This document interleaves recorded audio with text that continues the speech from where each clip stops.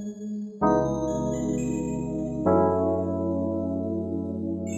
dia, meu nome é Eduarda e eu e o Jordano vamos apresentar sobre o regime jurídico da multipropriedade. A própria lei já conceitua o que é regime jurídico. No artigo 1358-C, a multipropriedade é o regime de condomínio em que cada um dos proprietários de um mesmo imóvel é titular de uma fração de tempo, a qual corresponde à faculdade de uso e gozo com exclusividade da totalidade do imóvel a ser exercida pelos proprietários de forma alternada. Então, a característica da multipropriedade é que é uma utilização por vários proprietários de um mesmo imóvel com a utilização de fração de tempo, ou seja, cada proprietário vai gozar do imóvel em uma fração de tempo pré-estabelecida. A sua natureza jurídica. Para Silvio Venosa, a multipropriedade constitui um direito real sui generis de usar, gozar e dispor da propriedade, cuja limitação não é apenas condominial, mas também temporal, que essa é a principal característica da multipropriedade, a temporalidade. Havia uma discussão porque a lei que regulamentou a multipropriedade é muito recente, é de 2018.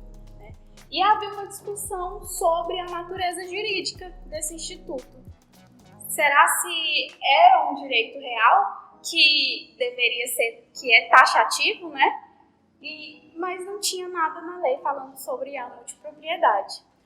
Então, os doutrinadores antes dessa lei qualificavam ela como sendo um direito obrigacional. Mas aí depois dessa lei, taxou a multipropriedade, né? Virou um direito real. Então, a natureza jurídica da multipropriedade é um direito real em virtude da lei.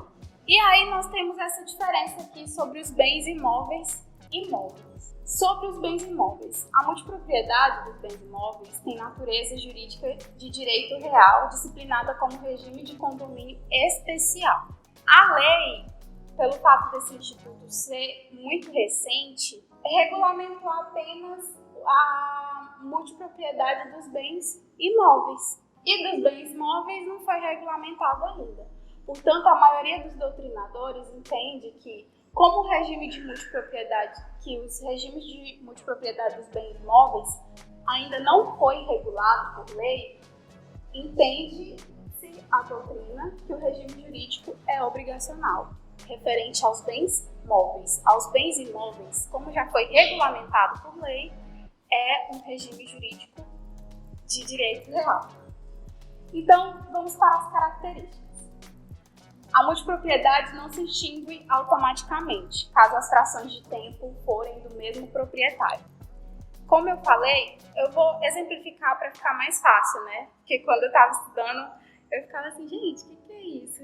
É um instituto que ainda não é muito utilizado aqui no Brasil. Geralmente a população, a sociedade ainda não faz uso desse tipo de propriedade. Vamos supor que nós temos um imóvel, eu e mais 7 pessoas somos proprietárias.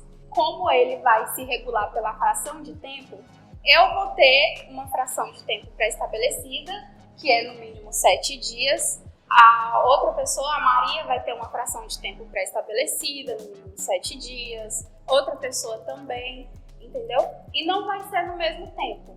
Eu vou ter uma semana, por exemplo, a outra pessoa vai ter uma outra semana para usufruir desse bem. Caso as frações de tempo forem do mesmo proprietário, que pode acontecer, essa multipropriedade, esse regime de multipropriedade não se extingue pelo fato dessa fração ser do mesmo proprietário, né? Que a diferença está aí. Ela vai ser instituída por ato entre vivos ou testamento, registrado no cartório de registro de imóvel.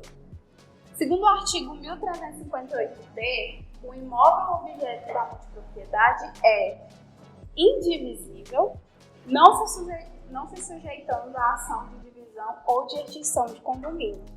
Ou seja, mesmo que tenha vários proprietários, ela não pode ser dividida. Ela é indivisível pela lei. inclui as instalações, os equipamentos e o mobiliário destinados ao seu uso e gozo. Ou seja, no dia que eu estiver utilizando, no dia que eu estiver gozando da minha fração de tempo, os móveis, os objetos, um frigobar ou qualquer outra coisa que tiver dentro desse imóvel também será de minha propriedade. Sobre a fração de tempo. Cada fração de tempo é indivisível. O período de cada fração de tempo deve ser no mínimo de 7 dias seguidos ou intercalados.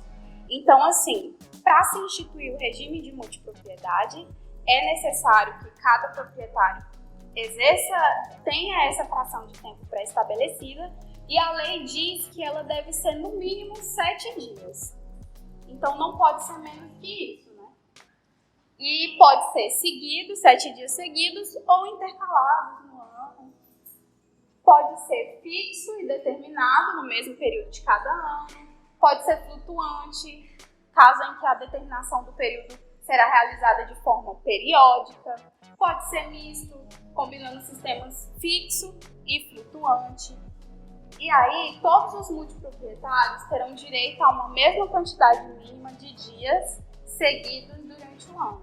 Ou seja, é como se todos eles estivessem em pé de igualdade. Então, ninguém tem mais ou ninguém tem menos, né? Todos terão direito a uma mesma quantidade mínima. Só para fazer uma adenda, essa questão do mínimo de 7 dias, ela acaba limitando o número de cotas. Então, a gente vai ter no máximo 52 cotas por ano, porque 52 vezes 7 vai dar a integralidade dos dias do ano, né? Então, você não pode ter uma multipropriedade com 60 cotas, 70. O máximo são 52, porque a lei definiu que o mínimo é de 7 dias. Nós temos o direito do multiproprietário, regulamentado pelo artigo 1358-bi, que é de usar e gozar durante o período correspondente à sua fração de tempo do imóvel e de suas instalações, como eu já havia mencionado, que é de ceder a fração de tempo em locação ou comodato, ou seja, no dia que eu tiver direito à utilização da minha fração de tempo, eu posso ceder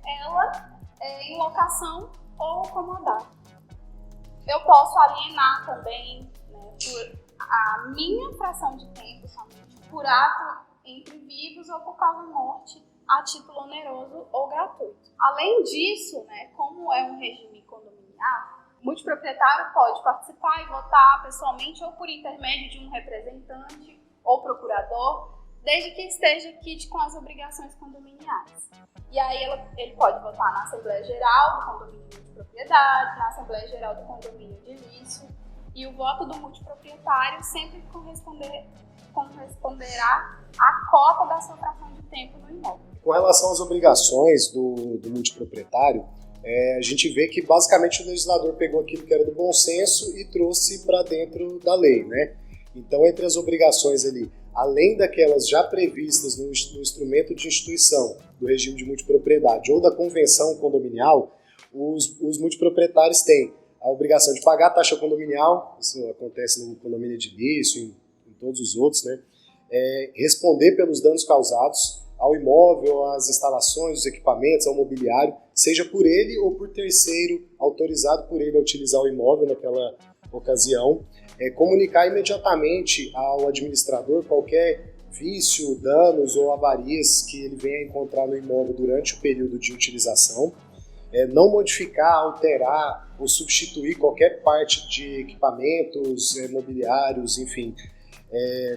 Manter o imóvel em estado de limpeza e conservação condizente com a natureza, né, e a destinação dele, e também usar o imóvel de acordo com a natureza e a destinação a que ele foi proposto. Ele tem também que usar exclusivamente no período em que correspondente à fração de tempo dele. Então a gente viu que tem diferentes sistemas, né? Então, se for no sistema fixo, ele vai usar naquela mesma semana, todos os anos. Se for no flutuante, vai ser de acordo com o que ficou definido. No misto também, né?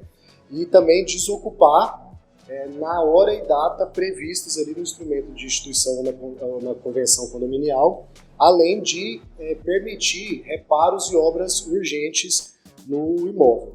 Caso esse multiproprietário venha descumprir alguma dessas obrigações, ele está sujeito à multa. Se essa conduta for reiterada, essa multa ela pode ser progressiva e pode, inclusive, acarretar na perda temporária do direito de utilização daquele período correspondente à fração de tempo que ele possui. Com relação também a, por exemplo, despesas para realizar reparos, se esses reparos decorrerem do uso normal e do desgaste natural do imóvel ou dos bens ali contidos, a responsabilidade para arcar com esses custos é de todos os multiproprietários. Agora, se um dos multiproprietários deu causa a essa deterioração, a essa avaria, esse gasto a mais, ele é o responsável único e exclusivo por arcar com esses gastos, né? Com relação à transferência de uma fração de tempo da multipropriedade, a menos que esteja determinado no instrumento de instituição ou na convenção condominial, não há o direito, a preferência no direito de compra por parte dos outros multiproprietários. E esse multiproprietário que porventura decidir vender a sua fração de tempo, ele também não depende da anuência dos outros multiproprietários. Então ele pode vender para quem ele quiser, sem a concordância, sem a necessidade da concordância dos outros multiproprietários e sem o direito de preferência, né? Com relação à administração, o legislador previu a figura do administrador. Diferente do condomínio edilício que a gente tem o síndico, aqui a gente tem o administrador, que quando a gente olha lá as competências dele, a gente vê que ele é uma mistura de síndico com zelador. Então ele vai fazer, além também daquilo que for determinado no instrumento de instituição e da convenção condominial, ele vai ser responsável por gerir essa questão da utilização por parte dos multiproprietários. Ele vai fazer os orçamentos e vai submeter esses orçamentos à assembleia, né, condominial. Ele vai, no caso dos sistemas flutuantes ou mistos, ele é quem vai determinar quais são as datas, os períodos de utilização ali daqueles multiproprietários, óbvio que de acordo com aquilo que foi definido, né, no instrumento de instituição. O legislador traz também a questão da possibilidade de um condomínio edilício adotar o regime de multipropriedade. Ele coloca duas hipóteses em que isso pode acontecer. A primeira é caso lá no instrumento de instituição do condomínio edilício ou na convenção já venha a previsão de no futuro aquilo ser instituído ali o regime de multipropriedade. A segunda hipótese caso seja deliberado em assembleia condominial e aprovado pela maioria absoluta dos condôminos. Aí ele tem um outro artigo que ele vai trazer, eu não vou falar todos aqui para não ficar maçante, mas ele vai trazer as determinações do que o condomínio edilício tem que fazer caso ele decida adotar esse sistema de multipropriedade.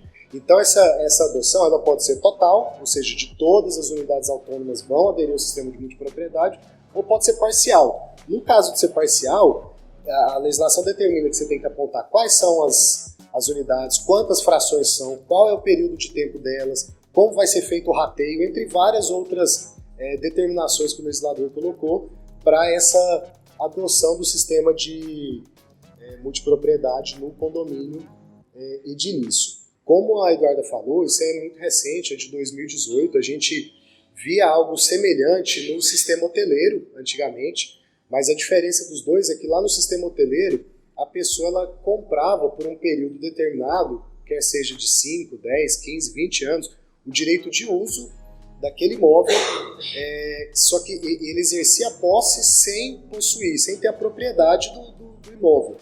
Então, igual ela falou, antigamente só tinha a parte doutrinária, faziam talvez analogias ali com outras partes do Código Civil, e aí em 2018, lá em dezembro, ou seja, vai completar 5 anos esse ano dessa lei, só a partir disso é que a gente teve um regramento aí no ordenamento jurídico brasileiro que trata disso. Então, óbvio que tem alguns outros artigos, vários outros incisos e parágrafos, mas que tratam mais dos pormenores desse regime de propriedade. Então a gente preferiu não trouxe só aquilo que é mais essencial para a compreensão do que é e como funciona o regime de propriedade, para não ficar muito maçante, mas assim, ele trata assim de vários aspectos ali, determinações que devem ser seguidas pelo condomínio que eventualmente aderir, né, a esse sistema de multipropriedade. Então basicamente é isso o funcionamento dele. E eventuais dúvidas e pode tentar sanar. E as nossas referências, a principal que a gente utilizou foi a lei número 13.777.